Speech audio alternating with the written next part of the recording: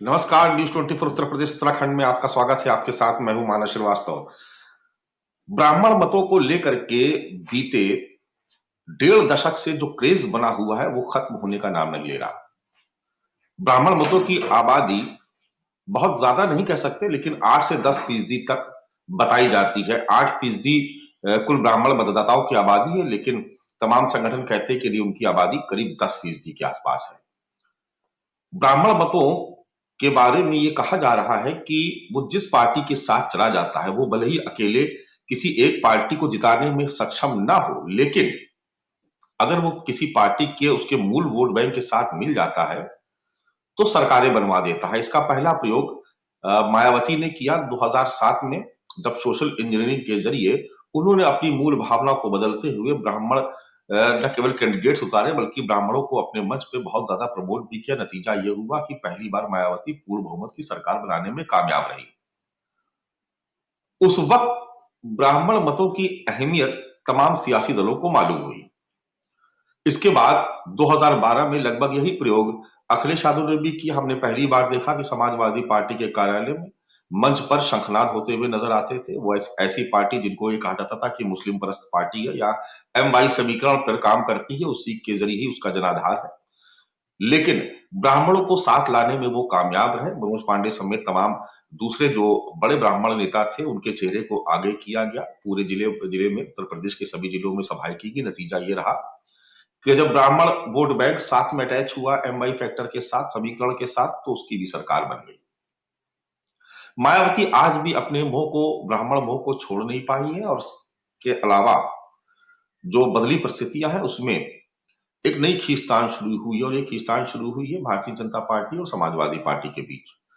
आप सभी को याद होगा कि अभी कुछ दिन पहले लखनऊ में एक बड़ा कार्यक्रम आयोजित किया गया अखिल भारतीय ब्राह्मण महासभा के जरिए।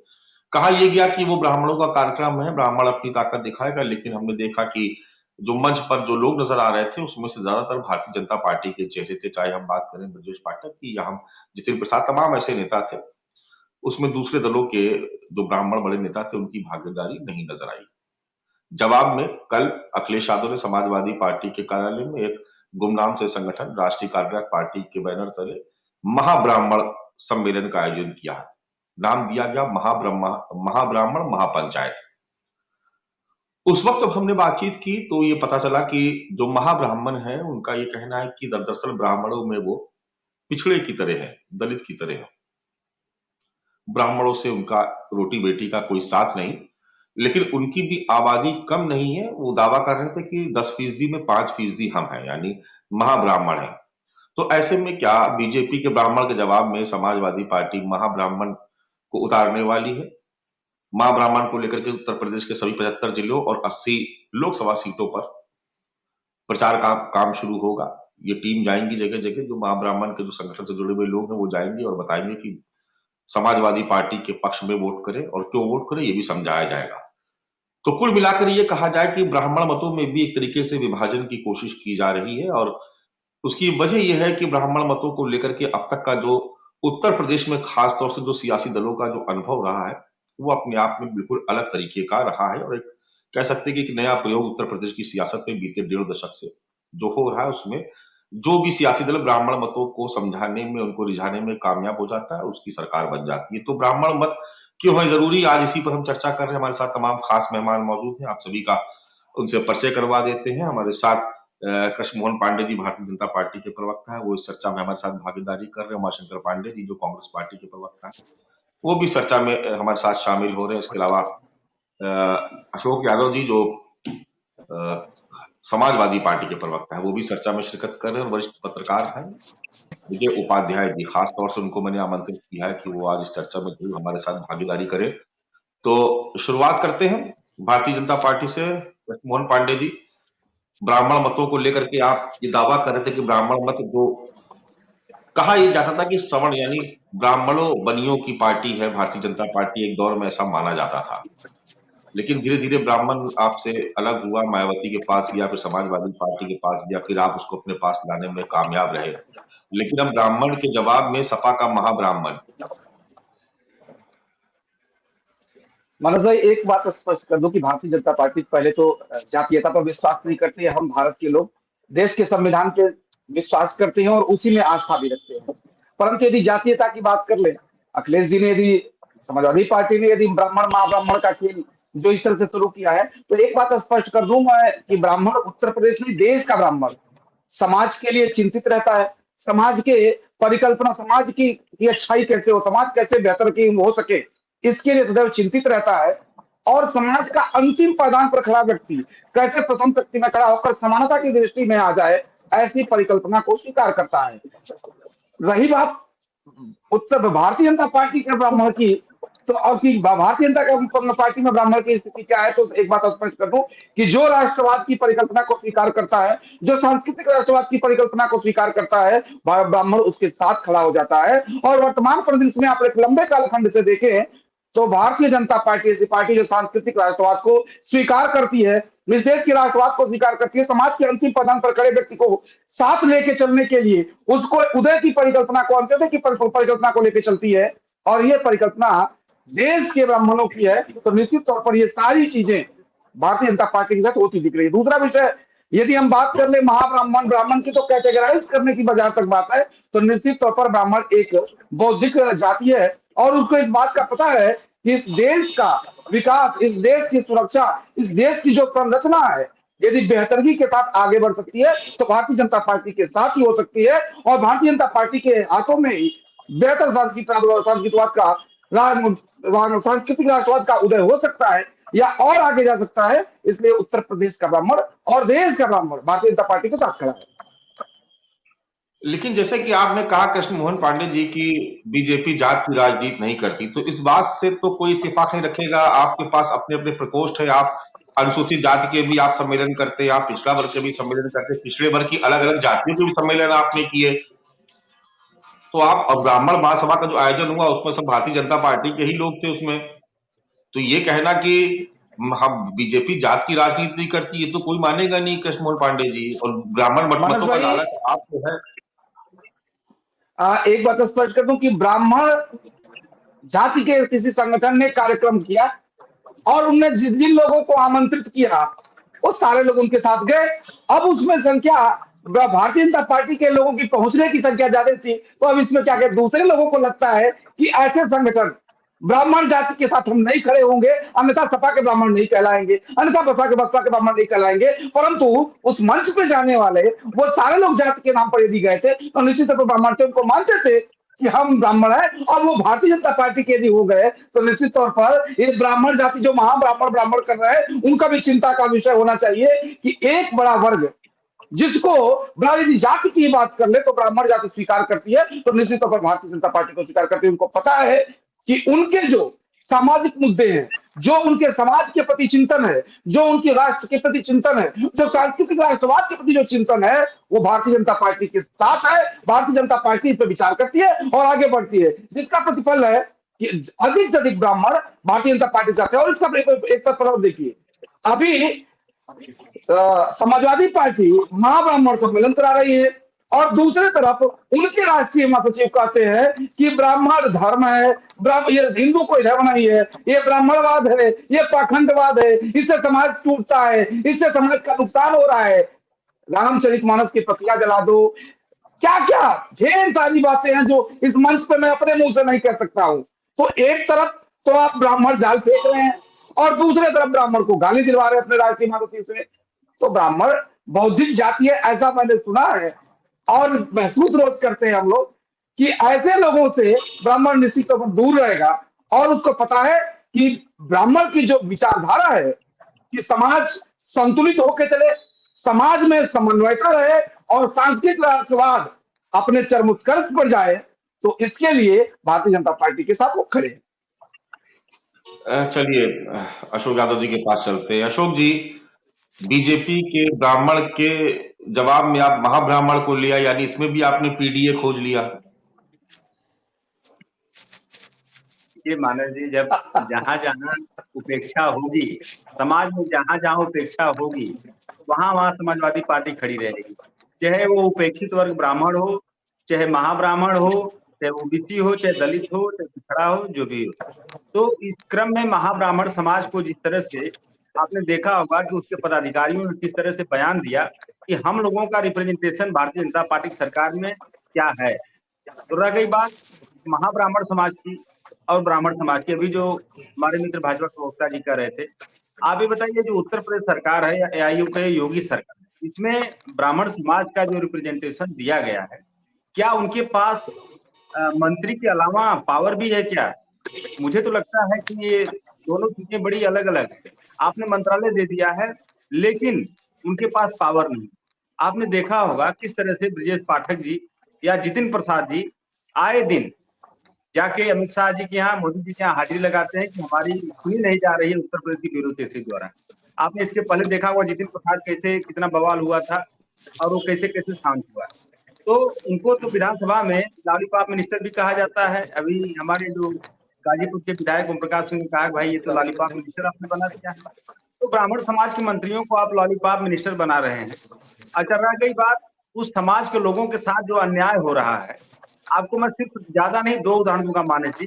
एक उदाहरण जो कृष्ण गोपाल दीक्षित कानपुर में जिस तरह से उनकी धर्मपत्नी और उनकी बेटी को इस योगी सरकार के आताताई अधिकारियों के द्वारा बुलडोजर चला करके जिंदा जलाने का काम किया गया, उसके बाद माननीय ब्रजेश पाठक जी पहुंचते हैं घटनास्थल पे और उनके परिवार को उनके बेटे के साथ बड़ी सांत्वना जताते हैं। उसके बाद कहते हैं कि इनके ऊपर कार्रवाई होगी, जेल भेजेंगे।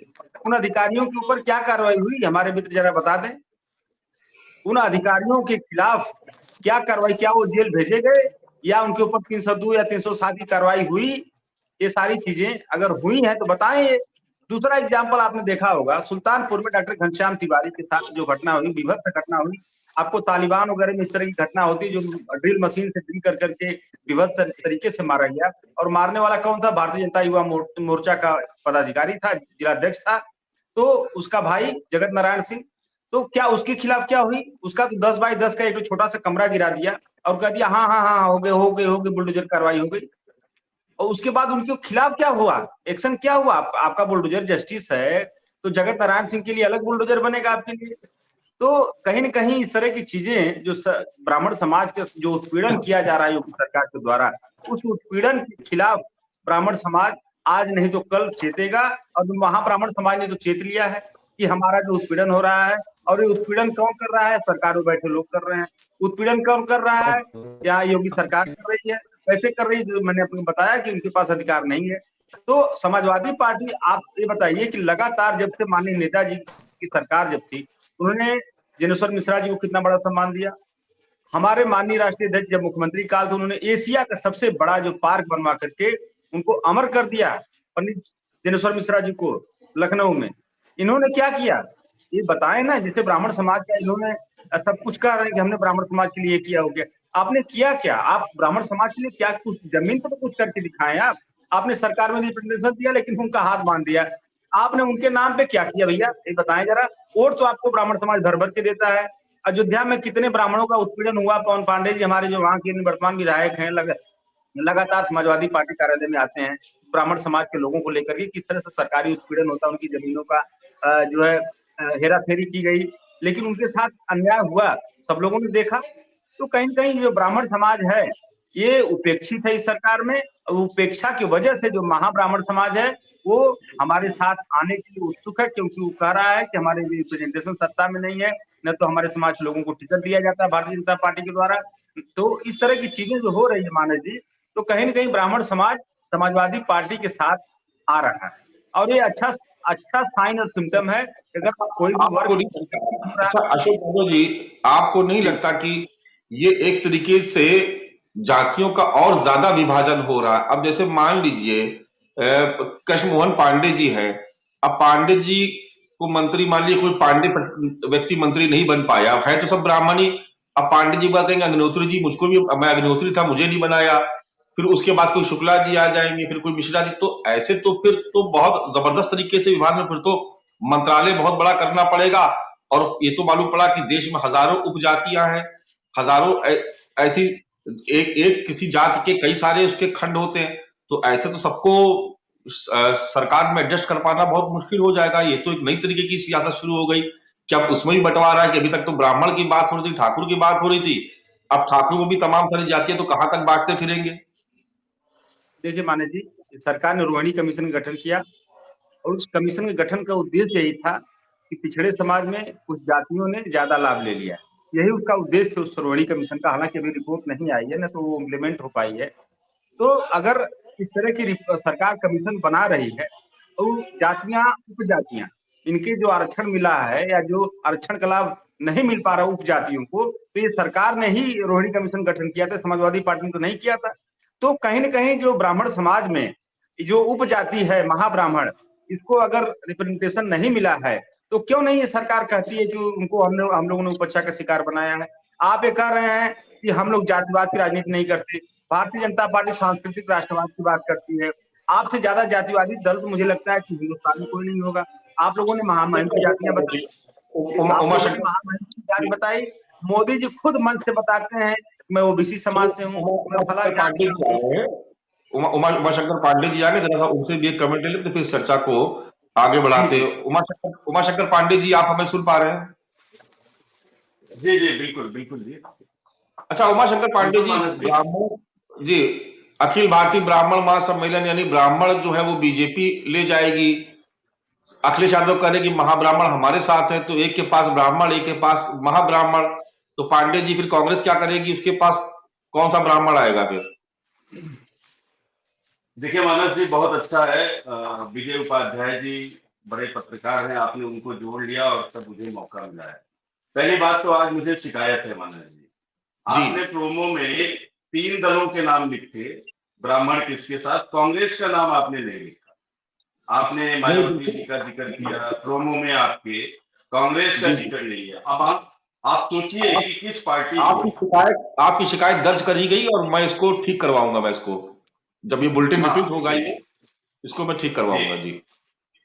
हाँ, अब आप एक बात और, विजय उपाध्याय जी बहुत सीनियर पत्रकार हैं, उत्तर प्रदेश और देश के जाने माने पत्रकार हैं, उनको साथ में लेके मैं एक बात पूछना चाहता हूँ। उत्तर प्रदेश में 6 ब्राह्मण मुख्यमंत्री रहे, 7वां ब्राह्मण मुख्यमंत्री नहीं बना। ये 6 के 6 ब्राह्मण मुख्यमंत्री उत्तर प्रदेश में किसने बनाए? भारतीय जनता पार्टी। ब्राह्मणों का वोट तो चाहती है उत्तर प्रदेश में, लेकिन एक भी ब्राह्मण मुख्यमंत्री इन्होंने नहीं बनाया। ये भाजपा के साथी बैठे हैं, वोट तो ब्राह्मणों का चाहिए लेकिन ब्राह्मण मुख्यमंत्री नहीं चाहिए। हमने ब्राह्मण मुख्यमंत्री बनाए, ब्राह्मण अध्यक्ष बनाए, ब्राह्मण केंद्रीय मंत्री बनाए, ब्राह्मण राज्यपाल बनाए, सब कुछ किए। मैं इसलिए नहीं कह रहा हूं कि कांग्रेस कोई जातिवादी पार्टी है। कांग्रेस की भावना, हमारे यहाँ महात्मा गांधी जी का सिद्धांत चलता है जो कहता है अंत्योदय से लेकर सर्वोदय तक, जो नारा भारतीय जनता पार्टी ने चुरा लिया है। हमारा अंत्योदय का मतलब होता है जो सबसे निचले पायदान में बैठा हुआ व्यक्ति है, उसको समाज के मुख्य धारा में लाकर सबसे आगे की पंक्ति में सबके साथ जोड़कर उसका विकास करना। इसलिए जब देश आजाद हुआ, दलितों की स्थिति ठीक नहीं थी, तो कांग्रेस पार्टी ने उनके लिए आरक्षण की व्यवस्था की। जब समय आया तो अब राहुल गांधी जी जातिगत जनगणना की बात कर रहे हैं। कांग्रेस पार्टी ने सभी जातियों को साथ लेकर आगे चल के ये देश जो एक गंगा जमुनी तहजीब का वाला देश है, ये देश जो एक गुलदस्ते वाला देश है, उसको बनाने का काम कांग्रेस पार्टी करती है। और कांग्रेस पार्टी अपनी भूमिका पूरे देश को बनाने वाले के रूप में देखती है। अभी भारतीय जनता पार्टी के साथी हमारे ही नारे को हमारे ऊपर लागू करने की बात कर रहे थे, अंत्योदय सर्वोदय की बात कर रहे थे। थोड़ा सा गांधी जी जिन्होंने इस देश को बनाया है, कैसे वो अंत्योदय से सर्वोदय तक इस देश को गांधी के लोगों ने लेकर आया है, ये समझने की जरूरत है। उत्तर प्रदेश में दलितों का विकास हो या पिछड़ा वर्ग का विकास हो, कांग्रेस पार्टी ने उनको आगे लाने का काम किया। विकास तब होता है जब हम इंडस्ट्रीज लगाएं, लोगों को रोजगार उपलब्ध कराएं। आप क्या कर रहे हैं? भारतीय जनता पार्टी, मानस जी क्या कर रही है? भारतीय जनता पार्टी प्राइवेटाइज कर रही है, चीजों को अडानी अंबानी के हाथों में बेच करके इस देश के गरीब लोगों को, जिनको हमने आरक्षण देकर आगे बढ़ाने का काम किया, उन दलितों का हक मारने का काम भारतीय जनता पार्टी कर रही है। अब मैं आता हूं पूरी तरीके से आपके टॉपिक पर मानस जी, ब्राह्मण पर। मैंने कहा कि कांग्रेस पार्टी ने 6 ब्राह्मण मुख्यमंत्री बनाए, भारतीय जनता पार्टी ने एक भी नहीं बनाया। केशव प्रसाद मौर्य जी को फ्रंट पे रखा, योगी जी को ले आए, केशव प्रसाद मौर्य जी को किनारे कर दिया। लक्ष्मीकांत वाजपेयी जी भारतीय जनता पार्टी के अध्यक्ष थे, उनके नेतृत्व में चुनाव हुआ, पार्टी जीत के आई। हम लोग 4-5 साल तक कहते रहे कि भाई उनको स्कूटर से क्यों भेजा, जब वो प्रदेश अध्यक्ष पद से हटे तब जाके कहीं उनको इन्होंने राज्यसभा में भेजा। मुझे भारतीय जनता पार्टी में एक भी खुद का ब्राह्मण नहीं दिख रहा है। ब्रजेश पाठक जी कांग्रेस पार्टी में, यूथ कांग्रेस में स्टेट के वाइस प्रेसिडेंट थे, वो आयातित ब्राह्मण है। जितिन प्रसाद जी कांग्रेस पार्टी के रहे, मंत्री रहे, कांग्रेस पार्टी में यूथ कांग्रेस के राष्ट्रीय महासचिव रहे, वो आयातित ब्राह्मण है। कांग्रेस भारतीय जनता पार्टी कोई ब्राह्मण नहीं पैदा कर पाई अपने नेतृत्व में। ये थोड़ा सा आश्चर्यजनक मुझे लग रहा है कि उत्तर प्रदेश में आयातित ब्राह्मणों के सहारे चला, और इसलिए चल रहा है क्योंकि पंडित अटल बिहारी वाजपेयी से बड़ा मुझे लगता है नहीं कोई ब्राह्मण नेता हुआ।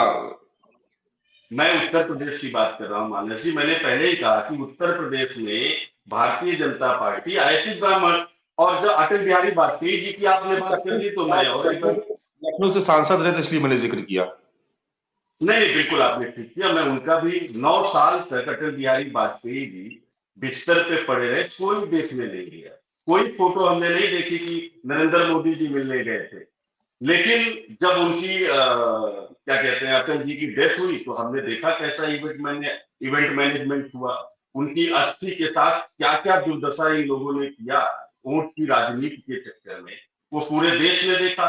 और वो ब्राह्मण है तो मुरली मनोहर जोशी जी का भी जिक्र कर लीजिए, वो भी उत्तर प्रदेश से सांसद रहे मानस जी। उनकी आज क्या दुर्दशा हो रही है वो भी भारतीय जनता पार्टी के साथी बता दो। उनका भी उन्होंने कहा, मुरली मनोहर जी से पत्रकारों ने पूछा कि आप मोदी जी के कार्यकाल को कितना समय देते हैं, कार्यकाल उनका को कितना नंबर देते हैं, तो जोशी जी ने कहा कि जब कॉपी पर नरेंद्र मोदी जी ने कुछ लिखा ही नहीं है तो हम नंबर क्या दें। तो ये मुरली मनोहर जोशी जी जो बड़े ब्राह्मण नेता हैं, उनका नरेंद्र मोदी जी के बारे में व्याख्यान था। फिर आपने एक ब्राह्मण, आपने देश की बात की तो पंडित शांता कुमार जी की भी बात कर लीजिए, हिमाचल प्रदेश वाले, वो कहाँ आए आजकल। इस बुढ़ापे में उनको भारतीय जनता पार्टी ने किनारे कर दिया, वो भी ब्राह्मण नेता है। तो भारतीय जनता पार्टी का जो बेसिक नेचर है, जब नरेंद्र दामोदर दास मोदी जी कहते हैं मैं तो गुजरात का बनिया हूं, और उसके सपोर्ट में और भी चीजें उसमें जोड़ लेते हैं, तो ये बात तो साबित हो जाता है कि भारतीय जनता पार्टी के डीएनए में ब्राह्मण विरोध है। आज की राजनीति में मैं अटल बिहारी वाजपेयी की और मुरली मनोहर जोशी जी की भाजपा की बात नहीं कर रहा हूं। आज का जो भारतीय जनता पार्टी नरेंद्र मोदी और अमित शाह जी की है, वो शुद्ध रूप से ब्राह्मण विरोध पर आधारित है। वोट ब्राह्मणों का चाहिए। अभी जो सपा के साथी कह रहे थे, मैं बिल्कुल इत्तेफाक रखता हूं कि कानपुर में कैसे ब्राह्मण की माँ और बेटी को योगी जी के बुलडोजर ने जला के जिंदा मार डाला, और इन्हीं के मंत्री वहां पर रहे, इन्हीं के मंत्री के कारण ऐसा हुआ। इन्हीं के मंत्री ने जो बयान दिए, शर्मनाक बयान दिए, उनको जला के मार दिया गया। तमाम जो है माफियाओं के नाम पर ब्राह्मणों के इनकाउंटर किए गए।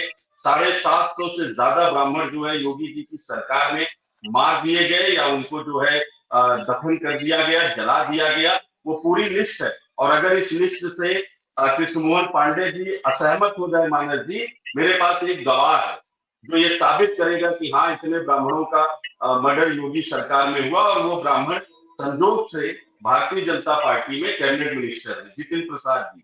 आपको याद होगा जितिन प्रसाद जी पूरे उत्तर प्रदेश में जब वो कांग्रेस में थे एक यात्रा और जगह जगह बैठक कर रहे थे, और उसमें उन्होंने 550 ब्राह्मणों का इनकाउंटर हुआ, वो लिस्ट लेके चलते थे। अगर हमारी बात पे भरोसा ना हो तो अपने कैबिनेट मिनिस्टर से कृष्ण मोहन पांडे जी वो लिस्ट ले लें, और उसमें ये तमाम नाम निकल के आ जाएंगे, चाहे वो कानपुर के तमाम ब्राह्मण का इनकाउंटर हुआ, 2 माँ बेटियों को जलाया गया, या इंद्रकांत त्रिपाठी जी को जो योगी जी के गुजरात से आए आयातित आईपीएस कॉडर ने जिनको मरने पर मजबूर कर दिया, चाहे वो बस्ती का मामला हो, इलाहाबाद का मामला हो, रायबरेली के 5 ब्राह्मणों को जिंदा जला दिया गया था, और योगी जी को 1 हफ्ते लगे थे उस पर एक स्टेटमेंट देने में। आपको याद होगी मानस जी वो घटना रायबरेली ऊंचाहार की, जिसमें 5 युवा ब्राह्मणों को जिंदा जला दिया गया था। तो ये पूरी एक लिस्ट है, जितिन प्रसाद जी से ही हमने वो लिस्ट ली थी, आप भी ले लीजिए। तो ये उत्तर प्रदेश की जो मौजूदा सरकार है, योगी जी की सरकार है, वो ब्राह्मण विरोध पर आधारित है। चुन चुन कर थानों में, जिलों में खास जाति के लोगों को जिम्मेदारियां दी गई हैं और योगी जी की एक खुद की बनाई हुई आर्मी कह लीजिए, हिंदू युवा वाहिनी, जिसमें खास जाति के लोग हैं जो गले गली में चौराहे पर गुंडागर्दी किया करते थे। अभी उनके क्या हाल है मैं नहीं जानता, अब तो सत्ता में आ गए, लेकिन खुलेआम गुंडागर्दी करते थे, ब्राह्मण विरोध के नारे लगाते थे। आज भी उनकी मानसिकता ब्राह्मण विरोध पर टिकी हुई है, हिंदू युवा वाहिनी की, जो योगी जी की सेना है। तो ये हमको एक चीज केवल इतना आज बता देंगे कि ये जो ब्राह्मण के एनकाउंटर्स हुए, जो जितिन प्रसाद जी की लिस्ट है, उस पर आपकी क्या राय है? आयातित ब्राह्मणों के अलावा आपके ब्राह्मण का, कौन से ब्राह्मण को आपने कहाँ आप ले आए? और उत्तर प्रदेश का ब्राह्मण जो जी जान से आपको वोट देता है, तो देता रहा है, अब नहीं देगा, उसमें से एक भी मुख्यमंत्री आपको बनाने लायक ब्राह्मण क्यों नहीं मिला, जबकि कांग्रेस पार्टी के 6 ब्राह्मण बनाए? बड़ी विस्तार से आपकी बात को सुना हम लोगों ने, सभी पैनलिस्ट ने सुना। विजय उपाध्याय जी के पास चलते हैं, क्योंकि अब विश्लेषण का वक्त आ गया और विजय उपाध्याय जी शानदार विश्लेषण करेंगे इसका। विजय उपाध्याय जी, एक तरफ ब्राह्मण, अब ब्राह्मणों में भी महाब्राह्मण। अभी तक तो हम लोग बात करते थे कि सरयू पारी और कानकुब जी की, कुछ लोग बहुत नीचे चले जाते थे तो वो बात करते थे कि नहीं साहब ये 20 बिस्वा के हैं, ये 12 बिस्वा के हैं। अब वो कह रहे, कल महाब्राह्मणों से मेरी बात हो रही थी तो वो कह रहे थे कि ब्राह्मण से तो हमारा रोटी बेटी का साथ ही नहीं है, खाली बीजेपी हमारा वोट लेती है, हम तो सपा के साथ चले जाएंगे। तो इस पूरे जो सियासी परिदृश्य बना हुआ ब्राह्मणों को लेकर के, उसमें आप क्या देख पा रहे हैं, भविष्य में क्या होने जा रहा है, ब्राह्मण कहाँ जाएगा? और दूसरा अहम सवाल, क्या आने वाले वक्त में ब्राह्मण और महाब्राह्मण के मतों का बंटवारा भी होने जा रहा है? और अगर होता है तो किसको नफा किसको नुकसान? देखिए, हमारे समाज में ढेर सारी फॉल्ट लाइन है और भारत की डेमोक्रेसी में जो सबसे बुरी बात है, मल्टी पार्टी सिस्टम का होना। हर पार्टी इसी फॉल्ट लाइन पे अपनी पॉलिटिक्स खेलती है। इसीलिए हम लोग पहले बड़े ग्रुपों में बटे, उसके बाद छोटे छोटे ग्रुपों में बट गए। मुझे एक बाई इलेक्शन याद है मछली शहर का, और शायद ये 98-97 के दरमियान का है, जिसमें उमाकांत यादव चुनाव लड़े थे और वो इसलिए हार गए कि वहां यादव बिरादरी की 2 बिरादरियां हैं, इनकी बिरादरी वाली यादव वहां नहीं थे, तो इनको हरा दिया उन लोगों ने। तो ये जो फॉल्ट लाइन है, ये इस पे पॉलिटिकल लोग खेलते हैं और ये खेल बहुत ही बुरा है, बहुत ही गंदा है। और इतना ज्यादा ये खेल शुरू हुआ 47 के बाद से, हालांकि ये पहले से शुरू हो गया था, लेकिन 47 के बाद से ज्यादा तेज हो गया। देश को अगर मजबूत रखना है तो आपको 2 पार्टी सिस्टम लाना पड़ेगा या 2 अलायंस सिस्टम लाना पड़ेगा। 2 अलायंस में भी दिक्कत है, क्योंकि वो पार्टियां फिर फॉल्ट लाइन पे ही खेलेंगी सोसाइटी के।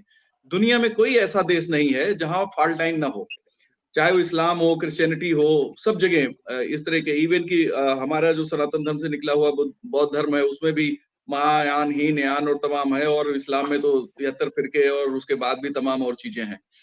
ऐसे ही क्रिश्चियनिटी में ढेर सारे उनके अलग अलग ग्रुप्स हैं, अलग अलग मानने वाले हैं, उनके जो संत हुए हैं उनको लेकर, और प्रोटेस्टेंट और कैथोलिक का झगड़ा तो सभी को पता है।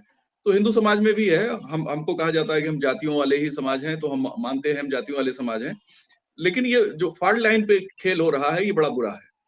उमाशंकर जी ठीक कह रहे थे कि इनकी पार्टी ने 6 बार ब्राह्मण मुख्यमंत्री बनाया, उसके बाद से इनको मौका ही नहीं मिला ब्राह्मण मुख्यमंत्री बनाने का। आखिरी ब्राह्मण मुख्यमंत्री एनडी तिवारी बने वीर बहादुर सिंह के बाद, तो या तो सिंह बनते थे या पंडित जी बनते थे, और ये उसके बाद से इनको मौका ही नहीं मिला। और ये पांडे जी ने ये नहीं बताया कि 47 से नेहरू जी देश के पहले प्रधानमंत्री ब्राह्मण थे, फिर 3 बार वो बने, फिर इंदिरा जी बनी, वो भी ब्राह्मण थी, वो 3 बार बन गई। इस तरह से किया जा सकता है। बीजेपी भी इस तरह की बातें करती है और कर सकती है, समाजवादी पार्टी भी इस तरीके की बात करती है और कर सकती है। लेकिन समस्या ये है कि आप इतने टुकड़ों में जो फॉल्ट लाइन है, हमारी जो बुराइयां हैं, उन बुराइयों को आप राजनीतिक हथियार कब तक बनाएंगे? ब्राह्मणों में आप पांडे हैं, आप शुक्ला है, आप मिश्रा हैं, श्रीवास्तव में आप माथुर हैं, सक्सेना हैं, आप जो है खरे हैं। इस तरह से हम बांट सकते हैं। या यादवों में हमारे पास पूरी हिस्ट्री है, कितने यादव हैं इस देश में मैं बता सकता हूँ। अगर कहेंगे हमारे साथ जो समाजवादी पार्टी के प्रवक्ता हैं, मैं कम से कम हमारे पास 50 जातियों के नाम है देश भर की। तो ये इससे राजनीति नहीं बनती है। देखिए हो क्या रहा है, हमारी जो राजनीति है ये इस समय ओबीसी की पॉलिटिक्स है। इसीलिए आज समाजवादी पार्टी के प्लेटफॉर्म को हथियाने के लिए कांग्रेस ओबीसी का दांव चल रही है। और ओबीसी 2007 का विधानसभा चुनाव लड़ते समय कांग्रेस ने कहा कि हम ओबीसी को सबसे ज्यादा टिकट देंगे, और इन्होंने दिया, लेकिन बात नहीं बनी, ब्रांडिंग नहीं हुई उसकी। तो इस तरह की समस्या। और बीजेपी को आप देख लीजिए, मक्खी मार रही थी बीजेपी जब ब्राह्मण और ठाकुरों का वर्चस्व था इस पार्टी में। 2002 से लेकर राजनाथ सिंह क्षत्रिय मुख्यमंत्री बने, निपट गई पार्टी इनकी, 88 सीट पे आई। 188 सीट 96 में जीते थे कल्याण सिंह के लीडरशिप में, और जब राजनाथ सिंह की लीडरशिप थी तो सिर्फ 88 सीटें आई। इन्होंने एक सीट पे इस्तीफा दिया, हैदरगढ़, वो भी हार गए, और फिर मक्खी मारती रही पार्टी। 2004 में 10 सीटें लोकसभा की सिर्फ आई क्योंकि ब्राह्मण और ठाकुर लीडरशिप था। 2007 में केवल 52 सीटें विधानसभा की आई क्योंकि ब्राह्मण और ठाकुर लीडरशिप था। 2009 में केवल 9 लोकसभा सीट भाजपा की आई क्योंकि ब्राह्मण ठाकुर लीडरशिप था। ऊपर से नीचे तक ब्राह्मण ठाकुर भरे हुए थे इनके, टॉप टू बॉटम। मैं कल्याण सिंह के पास बैठा था 2009 के चुनाव के दरमियान, सारी बात हो गई, मैं इंटरव्यू करने गया था। उसके बाद उन्होंने कहा कि ऑफ द रिकॉर्ड मैं बात करूं, हमने कहा करिए। बोले आप पार्टी में देखिए कौन क्या है, प्रभारी कौन है, प्रदेश अध्यक्ष कौन है, ये कौन है, वो कौन। 16 महत्वपूर्ण पदों पे पंडित जी लोग बैठे थे, ऊपर राष्ट्रीय अध्यक्ष राजनाथ सिंह जी थे। 9 सीट आई, 12 में यही ब्राह्मण ठाकुर का वर्चस्व था। कितनी सीट आई? 47, वो भी शहरी इलाकों में आती थी, गांव में कोई पूछने वाला नहीं था। जिस दिन नरेंद्र मोदी आए, ओबीसी आया, मोस्ट बैकवर्ड कास्ट आ गया, मोस्ट शेड्यूल कास्ट आ गया। बीजेपी आज जो दिखाई दे रही है ब्राह्मण ठाकुरों की बदौलत नहीं है, ये ओबीसी की बदौलत है। और जब तक समाजवादी पार्टी यादवों की पार्टी नहीं थी, ओबीसी की पार्टी थी, समाजवादी पार्टी 12 में सत्ता लेके आती है बहुमत से। लेकिन जब ये इनके ऊपर आरोप लगा कि यह भर्तियों में सिर्फ यादवों को महत्व देते हैं, और उस आरोप को इन्होंने मजबूती से नकारा नहीं, उसे ओन कर लिया। उसके बाद इस पार्टी का क्या हश्र है सबके सामने है। तो आपको सबके वोट चाहिए, उसमें महाबाभन हो, छोटा बाभन हो, बड़ा बाभन हो, कोई भी मध्यम वर्गीय बाभन हो, सबका चाहिए आपको ऐसे ही। और मैं आपको बताऊं, ये कास्ट वाला जो छोटे बड़े का इक्वेशन है, दलित जातियों में भी है। आप अगर जाटुओं में जाएंगे, वहां भी 2-3 तरीके, एक जाटो जात को पकड़ेंगे तो 3-4 उसमें सब कास्ट है, और उन सब कास्ट में भी आपस में शादियों उदियों को लेके बड़ा टेढ़ा रिश्ता है। मैं जानता हूं उसको, और आप कहेंगे तो मैं बता भी दूंगा। कुछ शब्द तो प्रतिबंधित हैं, उनका जिक्र नहीं किया जा सकता। लेकिन मैं आपको बताऊं कि एक बिरादरी है जो चौड़ा निकालती है, दूसरा बिरादरी है जो उससे समान बनाती है, दोनों अलग अलग बिरादरियां हैं। तो ये हमारे समाज का जो स्ट्रक्चर है, एक्चुअली ये वर्किंग स्ट्रक्चर था, और ये वर्किंग स्ट्रक्चर बाद में हेरिडिटरी स्ट्रक्चर में कन्वर्ट हो गया। जैसे पुजारी का बेटा पुजारी हो गया, चाहे ससुर पूजा जानता हो, चाहे, माफ करिएगा भाई लोग, चाहे वो पूजा जानता हो, चाहे वो उसको गणेश स्तुति भी ना आती हो, कितना बड़ा निहंगम हो, बदतमीज हो, लेकिन उसको जो है पंडित जी का विरासत मिल जाएगी। ठीक ऐसे ही एक कारपेंटर के बेटे को वो अपने पिताजी का कारपेंटरी विरासत मिल जाएगी, चाहे उसके अंदर उतना हुनर हो न हो। लेकिन पुराने जमाने में ऐसा नहीं था। किसी एक व्यक्ति के अगर 4 बेटे हैं तो चारों अलग अलग कामों में जा सकते हैं। अगर हिस्ट पुष्ट है तो सैनिक बन जाएगा, उसको अच्छा अगर चमड़े का कारोबार आता है तो चमड़े का काम करेगा, अगर वो पढ़ने में रुचि है पूजा पाठ कर सकता है, या पूजा पाठ नहीं किसी भी तरीके की पढ़ाई अच्छा कर सकता है तो वो टीचर बन जाएगा। यही वर्ण व्यवस्था थी, ये जाति व्यवस्था नहीं थी, ये वर्ण व्यवस्था थी। लेकिन आज जो हमारी डेमोक्रेसी में फॉल्ट टाइम क्रिएट की जा रही है, इसका क्या असर है? कुशवाहा समाज की अलग पार्टी है, मौर्य समाज की अलग पार्टी है, राजभर समाज की अलग पार्टी है, निषाद समाज की अलग पार्टी है, यादव समाज की अलग पार्टी है, कुर्मी समाज की अलग पार्टी है, ब्राह्मण समाज की पार्टी फलाना हो गई, या ठाकुर समाज की पार्टी ढिमकाना हो गई। और दरअसल जब अपोजिशन किसी मुख्यमंत्री के ऊपर ठीक से उसकी जाति को चिपका देता है तो उस मुख्यमंत्री का जीतना असंभव हो जाता है। उत्तर प्रदेश में मैं पिछले 25-30 साल से यही देख रहा हूँ। विपक्ष का ये काम, सबसे बड़ा हथियार यही यहाँ काम आ रहा है। वो कोई अच्छा काम कर रहा है, बुरा काम कर रहा है, वो मायने नहीं रखता। आप उसकी जाति के प्रति उसकी हमदर्दी और उसकी वो जता। विजय जी, इसमें एक सवाल मैं जोड़ना चाह रहा हूं मैं। देखिए, मायावती जब तक वो दलितों की राजनीति करती रही तो दलित और मुस्लिम वो कभी पूर्ण बहुमत में नहीं आ पाई। जब ब्राह्मण जुड़ गया तो उनकी पूर्ण बहुमत की सरकार बन गई। आपने देखा कि वही ब्राह्मण जब शंख बजाने लगा, समाजवादी पार्टी के दफ्तर में हम लोग सब लोग जाते थे कवरेज करने के लिए। पहली बार देखा कि समाजवादी पार्टी के बड़े नेताओं की मौजूदगी में 20-20 ब्राह्मण एक साथ शंखनाद कर रहे हैं। वो एक नैरेटिव सेट किया गया, उनकी भी पूर्ण बहुमत की सरकार बन गई। अब देखिए, न मोह मायावती छोड़ पा रही ब्राह्मणों का और न समाजवादी पार्टी छोड़ पा रही है। आपने बिल्कुल सही बात कहा कि जब तक ब्राह्मण ठाकुर रहे बीजेपी उतनी तरक्की नहीं कर पाई, लेकिन फिर भी ब्राह्मण वोट बैंक का मोह तो बना ही हुआ है सभी सियासी दलों में, तो उसके पीछे की वजह क्या है? देखिए, उत्तर 1931 की जनगणना में जातीय जनगणना हुई थी, जाति आधारित, और उस 1931 की जनगणना के हिसाब से यहाँ सबसे बड़ा जो जाति समुदाय है वो जाटों का है। पूर्वी उत्तर प्रदेश में उसे दूसरे नाम से कहते हैं, पश्चिम में जाटो कहते हैं। उसमें जाटो, धुसिया और अलग एक और बिरादरी है जिसपे प्रतिबंध है बोलना। तो ये 3 बिरादरियां उसमें शामिल हैं, वो एक ही कैटेगरी की हैं। उनमें सब कास्ट है वो अलग बात है, वो सबसे ज्यादा आबादी है। सेकंड नंबर पे सेकंड लार्जेस्ट जो कम्युनिटी है वो ब्राह्मणों की है, अकॉर्डिंग टू 1931 सेंसस। ब्राह्मण 11.4 या 5% है, यानी 11.40 या 11.50%। इसमें त्यागी और भूमियार ब्राह्मण शामिल नहीं है। तो एक तो ये बात हो गई कि बहुत बड़ी तादाद वोट कीमती है। दूसरी, बीच में, तो एक तो ये ब्राह्मण की तादाद सेकंड लार्जेस्ट है। थर्ड लार्जेस्ट जो यहाँ कम्युनिटी है वो यादव कम्युनिटी है, और फोर्थ लार्जेस्ट कम्युनिटी यहाँ क्षत्रिय कम्युनिटी है। ये उत्तर प्रदेश के टॉप 4 कास्ट हैं 1931 के हिसाब से। तो ये जो ब्राह्मणों की तादाद है, वोटिंग पावर है, इसलिए ये सबको अट्रैक्ट करता है। और देखिए, पहले मुख्यमंत्री और प्रधानमंत्री बनने के पीछे कोई जाति वाले कारण नहीं थे। आज के हिसाब से अगर हम व्याख्या कर रहे हैं तो हम बहुत अन्याय कर रहे हैं उन लोगों के साथ। पहले आजादी के आंदोलन में आपको मोस्टली आपको टॉप पे आपको मोस्टली ब्राह्मण मिलेंगे। वो अगर हम लोग कभी मजाक करते थे कि 5 क्षत्रियों का नाम बताइए जिन्होंने राष्ट्रीय आंदोलन में, आजादी के आंदोलन में भाग लिया और राष्ट्रीय स्तर पर चर्चा में रहे हो, तो आप ढूंढ नहीं पाएंगे। तो क्योंकि ये पढ़ाई लिखाई से इनका नाता था। बाकी लोग अपने पेशा करते थे। जैसे यादव समुदाय सबसे ज्यादा सेना में जाता था, पुलिस में भर्ती होता था। ब्राह्मण भी सबसे ज्यादा सेना और पुलिस में ही जाने लगा, क्योंकि बाद में पूजा पाठ करने वाला या मंदिरों वाला इकोनॉमिक्स इनकी खत्म हो गई थी। खेत इनके पास थे नहीं, खेती से कोई इनका सरोकार नहीं था, तो ये ज्यादातर सेना और उसमें थे। 35% करीब पुलिस में थे आजादी के पहले। 1947 के बाद ब्राह्मणों को, 1857 के बाद अंग्रेजों ने ब्राह्मणों को संतुष्ट करने के लिए, चूंकि आंदोलन में सबसे ज्यादा ब्राह्मणों ने भाग लिया था, उनको काफी बड़ी तादाद में एकोमोडेट किया था। चपरासी से लेकर और सीनियर पोजीशन तक ब्राह्मण भर गए थे, और अंग्रेजों ने भी भरा था उसको। तो वो एक अलग सीन था। जब आप आजादी के आंदोलन में हिस्सा ले रहे हैं तो आपको, अगर वो ब्राह्मण है तो उस समय कोई गुनाह नहीं था, क्योंकि फॉल्ट लाइन उतना ज्यादा डिस्क्राइब नहीं की गई थी। और उसमें नेहरू जी आ गए, लेकिन लीडरशिप किसके हाथ में थी? महात्मा गांधी। वो ब्राह्मण नहीं थे, वो गैर ब्राह्मण थे। तो ये जो चीजें थी वो उसके साथ अन्याय होगा। इसीलिए पांडे जी ने शायद समझदारी से नेहरू जी का नाम नहीं लिया, इंदिरा जी का नाम नहीं लिया, क्योंकि वो बाल स्वतंत्रता संग्राम सेनानी थी इंदिरा जी। तो ये जो चीजें हैं वो अलग किस्म से हैं। लेकिन आज के दौर में अगर कोई कहिए कि एक सम्मेलन कराने से अगर वोट मिल जाता, तो विधानसभा चुनाव के पहले सबसे ज्यादा सम्मेलन बसपा ने कराए थे, और अच्छा कार्ड खेला था सपा ने भी। लेकिन बाद में चीजें उस तरह से नहीं आई। क्यों नहीं आई? उसके बहुत से कारण हैं। उन कारणों की पड़ताल अगर आप करेंगे तो आप पाएंगे कि असल मंत्र वही है, सबका साथ सबका विकास। जिसके पास सब हैं वही जीत रहा है। हो क्या रहा है? जब जातियों में फ्रेगमेंटेशन हो गया, समूहों का, जैसे ओबीसी समुदाय का, शेड्यूल कास्ट समुदाय का।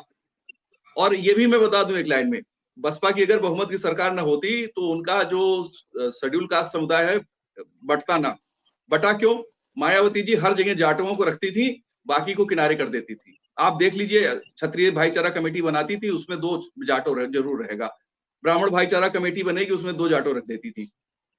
सरकारी नौकरी में जो जाटो हैं उनको महत्वपूर्ण पद देती थी, गैर जाटों को या गैर जाटो दलितों को महत्वपूर्ण पद नहीं देती थी। इस तरह का लोगों ने ढेर सारा रिसर्च किया, तो उनको नुकसान हो गया, क्योंकि बाकी को लगा कि भाई अच्छा, पार्टी के जिले के और दूसरे पदों पे भी वो जाटो समुदाय को महत्व देती थी, कोरी, पासी और दूसरे बिरादरी को महत्व नहीं देती। मैं बड़ी बारीक बात बता रहा हूँ आपको, मेरा ये सब रिसर्च किया हुआ है।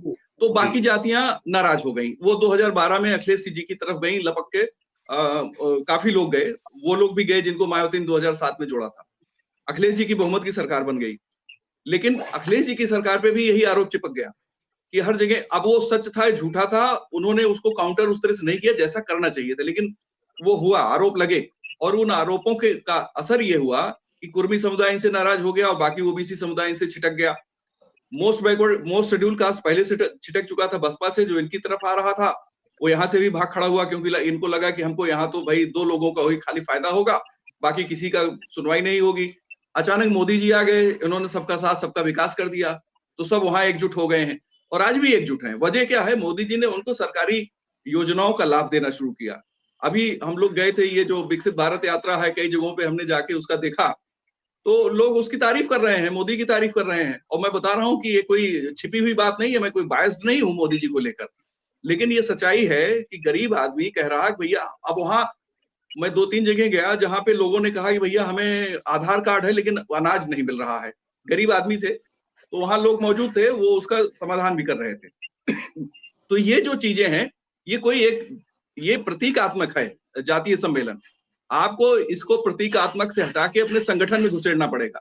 अब कल को कोई पूछेगा कि आपने महाब्राह्मणों के लिए सम्मेलन किया, कितने महाब्राह्मण आपके संगठन में हैं?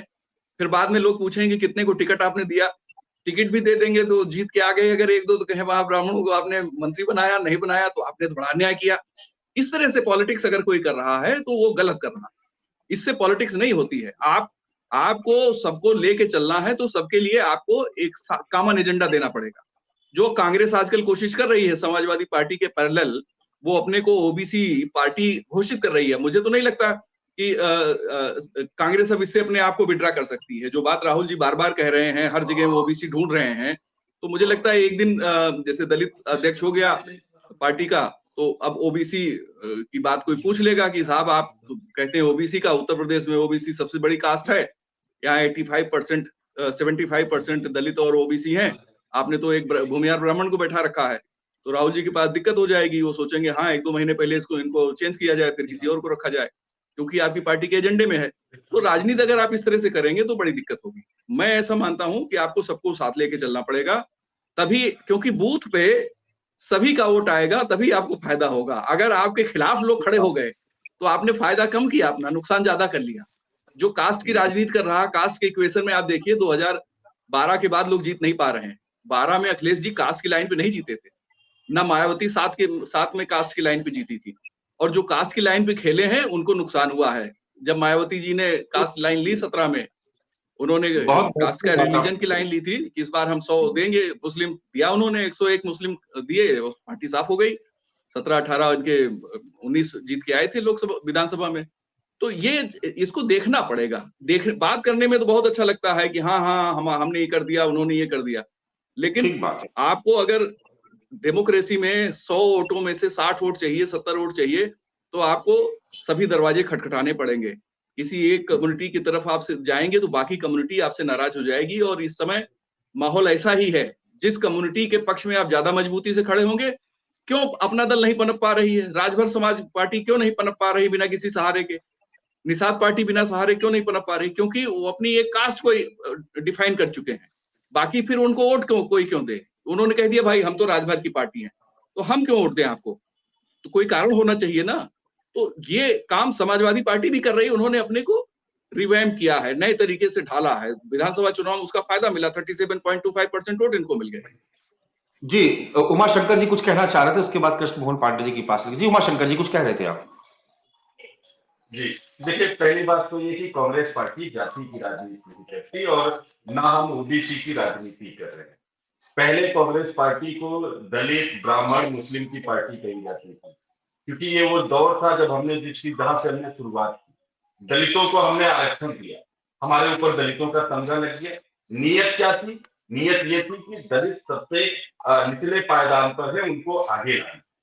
फिर हमने क्या किया, अगर हमने ब्राह्मण मुख्यमंत्री 6 बने, उसमें गुप्ता जी का नाम विजय उपाध्याय जी भूल गए, गुप्ता जी भी बीच में मुख्यमंत्री थे, तो हमारे ऊपर ये ब्राह्मण और दलित की पार्टी हो गई।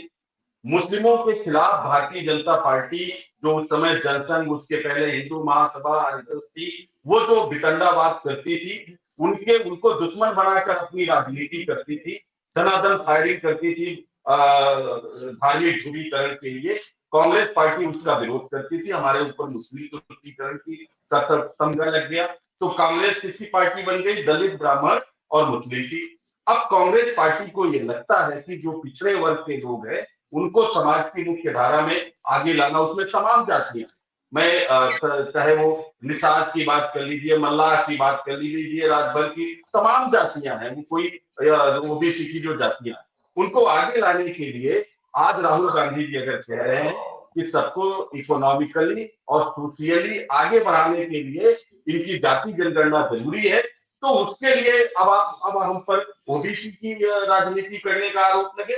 मुझे लगता है कांग्रेस पार्टी की ये नहीं है। कांग्रेस पार्टी ने सभी जातियों के लिए, सभी धर्मों के लिए काम किया। जब इंदिरा गांधी जी और उसके पहले पंडित जवाहरलाल नेहरू जी जब इस देश का इंडस्ट्रियलाइजेशन कर रहे थे, औद्योगिकीकरण कर रहे थे, तो हम पर फिर तो आरोप लग जाता कि हम जो है वो औद्योगिक उद्योगपतियों की पार्टी है। नहीं, उद्योगीकरण करना था तो हमने उद्योग लगाए, हम पर वो आरोप नहीं लगे। उसके बाद जब चाहे वो किसान हरित क्रांति थी, दुग्ध क्रांति थी, श्वेत क्रांति थी, पीली क्रांति थी, तमाम क्रांतियों के माध्यम से कांग्रेस पार्टी ने समय समय पर चीजों को आगे बढ़ाया। उत्तर प्रदेश की बात कर ले, उत्तर प्रदेश में मैं थोड़ा सा टाइम लूंगा, विजय जी ने काफी कुछ कहा है। सहारनपुर में बढ़ई काश्तकारों के लिए हम लोगों ने एक इंडस्ट्री डेवलप की, आज भी वही इंडस्ट्री चल रही है। मेरठ को स्पोर्ट्स हब बनाने का काम किया कांग्रेस पार्टी ने। मुजफ्फरनगर में तमाम चीनी मिलें लगाकर किसानों को आगे बढ़ाने का काम किया। गुड़ का उद्योग बनाया मुजफ्फरनगर को। कानपुर को हिंदुस्तान का मैनचेस्टर कहा जाता है, वहां पर तमाम इंडस्ट्री लगा के कपड़े, टेक्सटाइल मिल्स, दवाइयों का, चमड़े का इतना बड़ा उद्योग कांग्रेस पार्टी ने किया। मुरादाबाद में पीतल उद्योग को आगे बढ़ाने का काम कांग्रेस पार्टी ने किया। भदोही में चले जाइए, जो बुनकर लोग हैं, ये पूरा अम्बेडकर नगर, आपका आजमगढ़, गाजीपुर, भदोही, बनारस, ये पूरा टेक्सटाइल का काम कांग्रेस पार्टी ने करने का काम किया। तो हम पर आरोप लगे ये बुनकरों की पार्टी हो गई, और वहां पे आरोप लगे ये चमड़े के व्यापारियों की पार्टी है। ये नहीं है। कांग्रेस पार्टी ने समय के साथ, जब जो समय आया, कांग्रेस पार्टी ने सबको आगे बढ़ाने का काम किया। दलितों के लिए हो या सबके लिए, इंदिरा आवास के माध्यम से, छात्रवृत्ति के माध्यम से, विकलांग पेंशन के माध्यम से, विधवा पेंशन के माध्यम से, तमाम माध्यमों से कांग्रेस पार्टी ने सभी को आगे बढ़ाने का काम किया। आज भी कांग्रेस पार्टी जाति पर नहीं, कांग्रेस पार्टी गांधीवाद पर काम करती है। अंत्योदय से सर्वोदय हमारा मूल सिद्धांत है। और विजय जी प्लीज आप इसको जरूर एक बार स्टडी करिएगा। कांग्रेस पार्टी की जितनी भी योजनाएं बनी है, सब इसी अंत्योदय से सर्वोदय की भावना पर ही बनी है। हमने मनरेगा किया, मनरेगा जो लागू किया गया वो किस भावना पर आधारित था? वो था अंत्योदय से सर्वोदय। हमने सुरक्षा बिल आया, फूड सिक्योरिटी एक्ट बनाया, वो किस भावना पर आधारित था? वो भी था अंत्योदय से सर्वोदय। जितनी भी हमारी योजनाएं कांग्रेस पार्टी की आप देखेंगे, सब गांधीवाद पर आधारित है, अंत्योदय से सर्वोदय पर आधारित है, और ग्राम स्वराज की, गांधी जी की मूल भावना पर आधारित है कि हमको गांवों को सशक्त बनाना है। पंचायती राज कानून उसका उदाहरण था। सबको अधिकार देना है, डिसेंट्रलाइजेशन ऑफ पावर करना है। ये आरटीआई एक्ट उसका सबसे बड़ा उदाहरण है। आरटीआई एक्ट और ई गवर्नेंस, जिसके माध्यम से देश की एक एक जनता को पावर देने का काम कांग्रेस पार्टी के मूल सिद्धांत पर आधारित है। लेकिन लास्ट बात और अंतिम बात ये है कि Bharatiya Janata party minimum government और मैक्सिमम गवर्नेंस की बात करती है, यानी कि जो चुनी हुई सरकार है उसको पावर नहीं देना है। जनता के द्वारा जो चुने हुए लोग हैं, सांसद है, विधायक है, मंत्री है, उनको पावर नहीं देना है। सेंट्रलाइजेशन ऑफ पावर करना है, पावर को अपने पास रखना है। ये मोदी जी की सत्ता का मूल सिद्धांत है, राजनीति करने का और राज चलाने का। आखिरी सवाल कृष्णमोहन पांडे जी, उमाशंकर जी प्लीज, आखिरी सवाल कृष्णमोहन पांडे जी से। एक बहुत महत्वपूर्ण बात की थी विजय उपाध्याय जी ने, इसलिए मैं उस पर जवाब देना चाहता था। देखिए, अभी विजय जी ने कहा कि आपको सबको साथ लेके चलना पड़ेगा। आप देखिए, इसके दो बड़े लेटेस्ट एग्जाम्पल हमारे सामने है कि जब सब समाज की बात, बहुजन समाज से छोड़ के जब सब समाज पर मायावती आई तो पूर्ण बहुमत की सरकार बनाई। जब अखिलेश यादव ने खाली यादव और मुस्लिम छोड़ करके जब उन्होंने कहना शुरू किया सर्व समाज के बारे में, तो उनकी सरकार बन गई। तो अगर कोई महाब्राह्मण पंचायत कर रहा है तो उससे घबराने की क्या जरूरत है? या क्यों आपको लगता है कि ब्राह्मण इधर चला जाएगा उधर चला जाएगा? मानस भाई, भारतीय जनता पार्टी बिल्कुल नहीं घबरा रही है। उसको पता है कि सर्व समाज को लेके ही राजनीतिक जीवन में रहा जा सकता है और सरकारें बनाई जा सकती है और समाज का कल्याण किया जा सकता है। निश्चित तौर पर अखिलेश जी, उनके पास स्वतंत्रता है, उनके पास अधिकार है, वो कर सकते हैं। ये तय करना जनता की जिम्मेदारी और खासतौर से ब्राह्मण वर्ग की जिम्मेदारी है कि वो किसके साथ जाए। और जब सर्व समावेशी की समावेश की बात की जाए तो भारतीय जनता पार्टी किसी पे प्रतिबंध नहीं लगाती, वो कर सकते हैं, अंततः जनता को तय करना है। दूसरा भी हमारे कांग्रेस के मित्र वो जल्दी जल्दी मुझे लगता है छोड़ के चले गए, उनके इतने दिन के वक्तव्य में एक चीज बड़ी कॉमन थी, मानस भाई और मुझे लगता है विजय भैया भी इस बात को समझे होंगे, एक चीज कॉमन थी, मुस्लिम चेहरा बना दिया गया। उनकी एक कॉमन थी, साहब आप बार बार इस बात को कहते रहे अपनी सत्ता में कि जब सत्ता में भारतीय जनता पार्टी आएगी तो मुसलमानों के साथ अपराध हो जाएगा, दंगे बढ़ेंगे, भ्रष्टाचार बढ़ेगा। और जब भारतीय जनता पार्टी सरकार आती है तो सबका साथ सबका विकास सबका प्रयास की परिकल्पना को लेकर आगे बढ़ते हैं। देश में कई दंगे नहीं होते, प्रदेश में कोई ढेला नहीं उठा सकता है, और आज मुस्लिम प्रसन्न है। दूसरा, दलितों की बात, दलितों की बड़ी चिंता कर रहे थे, ये दलितों के साथ किस तरह का व्यवहार की करते रहे, ये बताने की आवश्यकता, मुझे लगता है आप दोनों वरिष्ठ है, बताने की आवश्यकता नहीं है। और इन्होंने एक बात कही कि ढेर सारे गिना दिए क्या क्या विकास किए, लेकिन उसके पीछे का जो काला स्याह था उसको बदलने बताना भूल गए कि 2G 4G कोलजी जीजाजी ये सारे लोग छोड़ते चले गए। और आपके भ्रष्टाचार का दायरा ये था कि आपका एक चुना हुआ प्रधानमंत्री, आपके कांग्रेस का प्रधानमंत्री राजीव गांधी जी कहते थे कि यदि केंद्र से 1 रुपया भेजा जाता है और 15 पैसे भी 85 पैसे भ्रष्टाचार के बेट चल जाए कोई बात नहीं, 15 पैसे भी ग्रामीण क्षेत्रों में चले जाए तो देश का विकास हो जाएगा। ये 1 रुपए में 85% चुराने वाले लोग जब देश में विकास की बात करते हैं तो मुझे लगता है देश की जनता पे विचार करती है, और उसका प्रतिफल आप देख रहे हैं चुनाव राज्य ये कांग्रेस हार रही है और भारतीय जनता पार्टी का कमल खिलता जा रहा है। चलिए कृष्ण मोहन पांडे जी, बहुत शुक्रिया आपका चर्चा में शामिल होने के लिए। विजय उपाध्याय जी, आपका भी बहुत शुक्रिया, बहुत शानदार विश्लेषण किया आपने। हमारे साथ समाजवादी पार्टी के अशोक यादव और कांग्रेस पार्टी से उमाशंकर पांडे जी भी चर्चा में भागीदारी कर रहे थे। आप सभी खास मेहमानों का बहुत बहुत शुक्रिया। देखना बेहद दिलचस्प होगा कि ब्राह्मण मतों को लेकर छिड़ी जंग में ब्राह्मण मतदाता किस तरफ रुख करता है। इसमें तो कोई शक नहीं कि ब्राह्मण मतदाता जिसके साथ एकमुश्त गया, भले ही वो अकेले सरकार बनाने में सक्षम ना हो, लेकिन जिस उसके बेस वोट बैंक के साथ जुड़ करके जो उसने कमाल दिखाया, उसने एक बार मायावती की पूर्ण बहुमत की सरकार तो दूसरी बार अखिलेश यादव की पूर्ण बहुमत की सरकार बनाई। इस बार ये मतदाता किस तरफ रुख करता है देखना बेहद दिलचस्प होगा। चलिए चर्चा को यहीं पर समाप्त करते हैं, कल फिर किसी नए विषय के साथ आप सभी के सामने फिर से हाजिर होंगे। तब तक के लिए इजाजत दीजिए, नमस्कार।